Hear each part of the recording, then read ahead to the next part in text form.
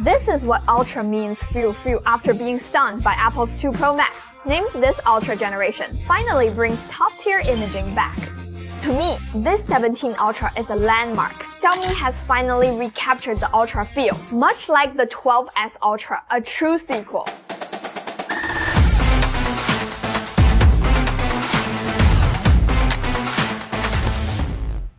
Two phones here, one by Leica, one standard, both I bought at the Mi Home store downstairs. After comparing, I'd say go for the 17 Ultra. 百了, it comes with so many exclusive perks for just 500 RMB more. I think the base 17 Ultra was just made to avoid backlash from huge price hikes, while the 百了 version is the pure true Ultra. But I'll praise it later. Still, I should say this up front. There are trade-offs involved here.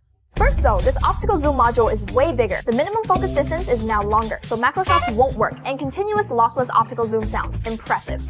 But the 17 Ultra's view still isn't quite fully refined yet. We'll dive deeper later. Xiaomi leads the charge. This flagship imaging beast has everyone buzzing, and those waiting for other Ultra models this year. Drop a 1. Let's check Xiaomi Specs main cam. Now uses homegrown 1-inch LOFIC, and the tele is top tier. Wow! Major changes here. Dual telephoto merged into one. Now with continuous optical zoom, and still 200 MP. This is quite alarming, especially for folks like me who've handled Xperia phones and recall the total image loss that left lasting mental scars. This telephoto lens is this big, but I don't think the hardware is the key. Why does the Xiaomi 17 Ultra feel just right? Atmosphere matters most. The moment you pulled out this phone from the 3D Leica logo to the frame etched with Leica Germany, even the feel of it in hand keeps reminding you. Dear Xiaomi user, you are now a Leica user. Unlock the screen. This font. True Leica, even the wallpaper is a straight scan. Joke. This theme is called Leica Vivid and Leica Classic exclusive by Leica. Once you enter the camera UI, all the small icons, fonts, and shutter buttons are redesigned by Leica. Look at these settings. How right the by Leica UI feels. While the regular one just blends in with Redmi. Now, looking at the 500 RMB price gap you've paid, what exactly do you get? Zoom ring, exclusive body design, a full set of phone cases and lens caps, plus a unique system theme, camera UI watermarks, and Leica one-shot photo mode. Plus the Leica filter pack and lens packages, and the CAI certification, found only in by Leica hardware, worth the 500 RMB. The Leica version has a few of these jiligulu things, no idea what they are, all in English. If you want to see what it looks like, just click here. There are some sample shots inside for you to preview.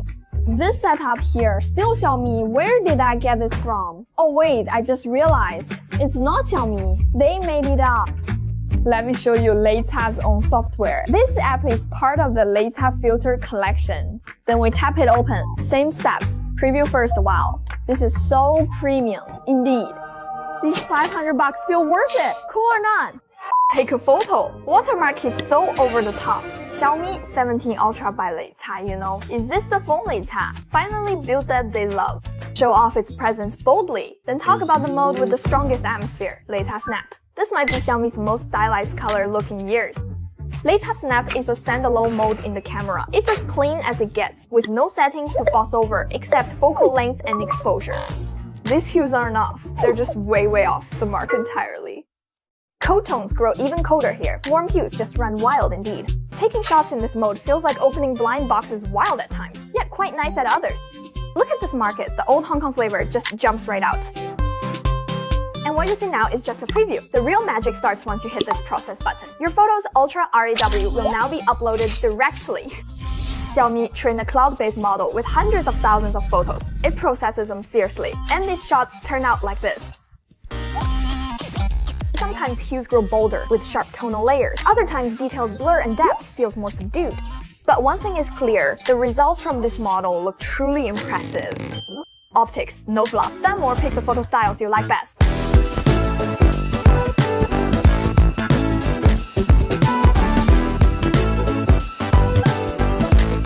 Look at these light beams in air. Once enhanced, they seem frozen in place. This chair now so much clearer after sharpening, yet no trace of digital feel. And this Leica Snap though, it mimics old street cam styles. Isn't great for street shots. It blurs a lot. If you're into street snaps, just switch back to street mode and have fun with it. If you're still looking for flaws, I had some instances where image uploads failed oddly, but retrying fixed it. And once these cloud uploaded photos have a watermark, you can't edit it again. The watermark stays, but if you edit first, the photo won't upload to the cloud. So pick your watermark best decide before you snap shots. Second point, optical zoom. Let me show you. What's the range of this 25mm zoom? What do you think?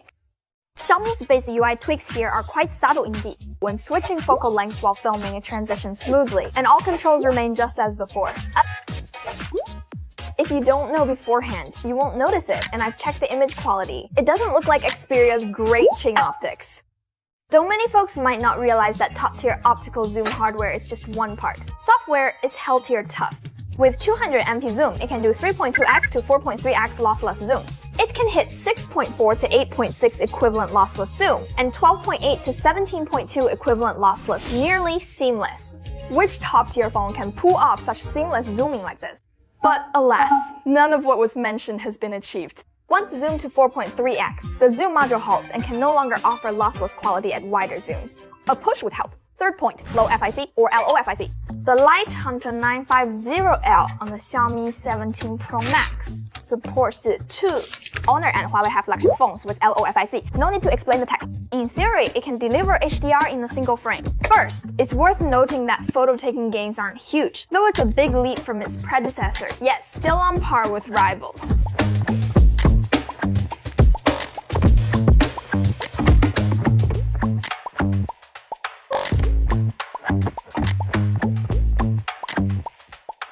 But video is where it shines brightest strong highlight control, and more bright details retained in the raw data.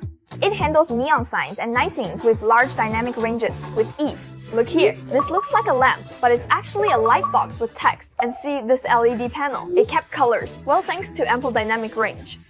And this zoom ring exclusive to the Leta version. I quite like it, it feels way more premium than just basic camera controls, alright? I love these little touches, that adds so much emotional flair. And this metal lens cap, yes, you have to pop it off and stuff it in your pocket each time. But I like it, mind your own business. The one minor issue I noticed is the zoom rings feel still has room for improvement. And when shooting vertically, a mistouch might shift it to 0.9 or 1.1. Trying to tweak it back often overshoots, which is frustrating. But apart from that, this zoom ring design feels like a solid idea. I worry that if I nitpick Xiaomi's innovations too much, it might discourage them from trying bold new things. I think phone makers should dare with imaging, fun and playful. I think there's another quite clever tactic. Feel free to share your thoughts on this as well. Xiaomi this year made huge distinctions between the large and ultra models, with the ultra focused entirely on photography. As a phone, it didn't chase specs like Xiaomi's other flagship models do, leading side by side. Power-up processor just Xiaomi standard. The screen upgraded from a 2K screen to a 1.5K screen plus super pixel, with a 6800 mAh battery. Back in past years, you could be this, but this year, you can only be this. But the PRO Max just cuts imaging specs to barely workable, focusing on flare and daily use gimmicks. This generation's Ultra is nearly 1mm thinner than last year's.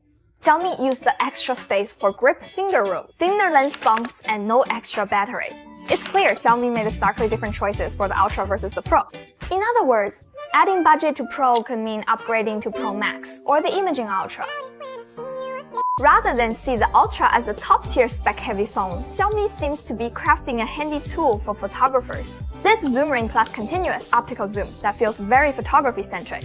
Looking back, Xiaomi's imaging has had a major impact on today's flagship camera trends. Does anyone recall which Xiaomi model added that long strip-like watermark? Leta Vivid and Classic modes inspired many brands, and imaging kits who these days would not want one to showcase their prowess.